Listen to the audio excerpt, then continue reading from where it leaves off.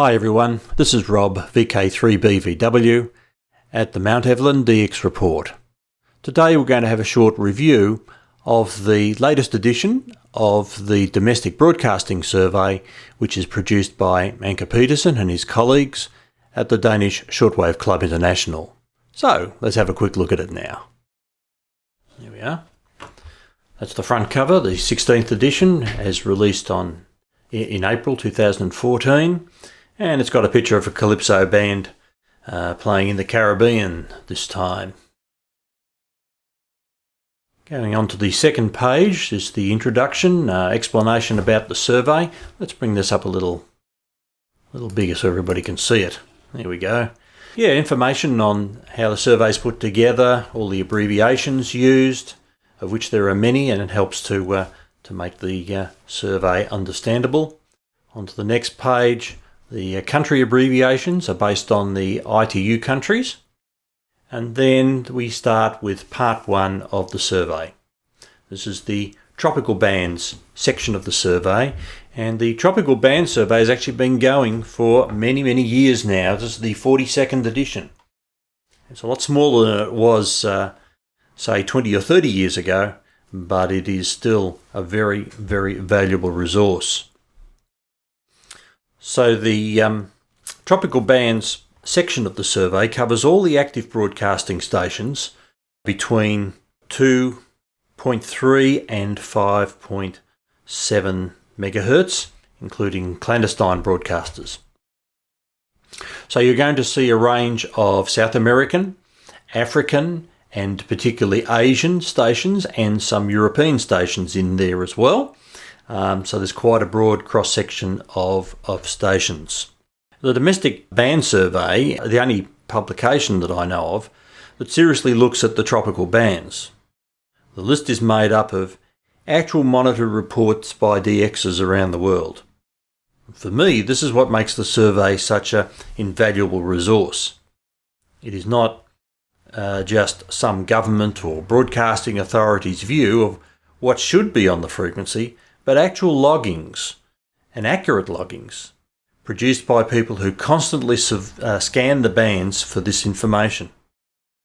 Added to this is the coded listing of activity for each station by regular, irregular, sporadic or likely inactive, which really helps to confirm which station you are probably listening to. And in many listings, it includes accurate quotations of station identifications likely to be heard by listeners. The survey is jam-packed with useful information on languages, transmission times, the broadcaster's network, parallel frequencies, announcements, locations, transmitter power, and a host of other tips.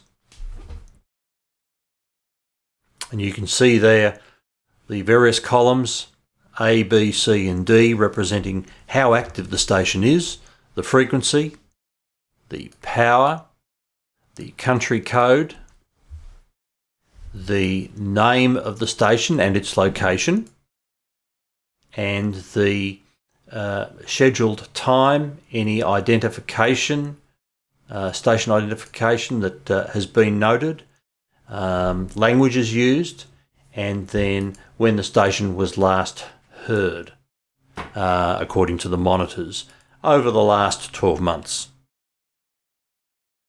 Then we get to the second section, which is domestic broadcasters using the international bands.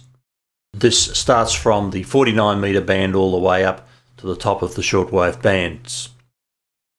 And so again, many, many stations from around the world, particularly from Asia and South America, are all listed there. So these are stations that are broadcasting on the international bands, but to their own particular audiences, their own domestic audiences in their country, or to immediately neighbouring countries as well. They can sometimes be broadcasting to those countries as well. And it's all domestic, local, national broadcasting programming. And then if we go to the third section, all the way back down here, is part 3, stations operating between 2 and 26 megahertz deleted from the domestic band survey since May 2009. So these are stations that are no longer appearing regularly on the shortwave bands. However, the survey notes these stations down because some of these broadcasters don't dismantle their old shortwave transmitters. They actually keep the transmitters up and running for certain occasions. So, for instance, New Year's Eve, if they've got an extended broadcast or some sort of a special broadcast, or in a crisis situation when there's a typhoon coming and they're wanting updates to the local people, they will sometimes fire up their shortwave transmitters, even though they haven't been used very much over the last few years. So it's handy to keep a track of what stations have been on the shortwave bands over the past few years. In addition to the domestic broadcasting survey, all purchasers of the survey get a user name and a password to monthly updates to the tropical bands, published as the Tropical Bands Monitor, and this can be found on the Danish Shortwave Club's website. In fact, if we go to there's the website there. This is for the Tropical Bands Monitor, and you can click each month to download the latest changes that might have happened in the tropical bands during the past month based on actual observations. You can even click and download previous years' observations as well. So it's a very, very handy list there, and it is under username and password. And there you get that free of charge once you have purchased the domestic broadcasting survey. And information on the survey can be found over here again at their website. And they've got the prices and how you can pay for it and all that sort of thing. So it's all listed there for you to have a good look at. I think congratulations are due to Anker Petersen and the Danish Shortwave Club International for once again producing such a fine resource. Their foresight in electing to produce the document by email in a PDF format or downloadable from their website ensures that the survey gets into the hands of DXs for a very reasonable price.